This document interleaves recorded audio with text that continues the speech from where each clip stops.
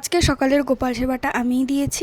এরপর 10টা সাড়ে 10টা নাগাদ আমার স্টুডেন্ট চলে এসেছিলো আমাদের বাড়িতে পড়তে। তার মাঝখানে বোনকে বলেছিলাম একটু পরোটা নিয়ে আসতে, তো পরোটা নিয়ে আসছে, তো সেটাই আজকে ব্রেকফাস্টে খেলাম। আজকে না আমার খুব রান্না করতে ইচ্ছে করছিল, তো মাকে বললাম, তো মা আমাকে বললো যে আজকে দুপুরের রান্নাটা আমাকেই করতো। আমি ডিমের ঝোল বা ঝাল যাই বলো সেটাই করেছি।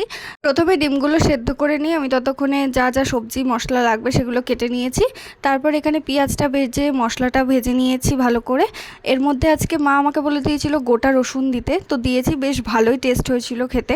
তো এই যে হয়ে গেল আমার ডিমের ঝোল রেডি। আমি খুব ভালো রান্না পারি না, তবে যেটুকুনি পেরেছি ভালোই হয়েছে।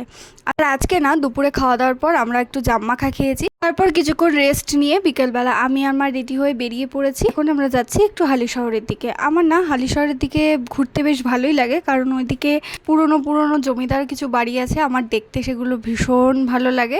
যেহেতু বিকেলবেলা ছিল, গরমটাও কম ছিল, তাই জন্য আমি আর মা হেঁটে হেঁটে ঘুরছিলাম। এরপর টোটো করে চলে আসলাম বাড়িতে। That's it for today.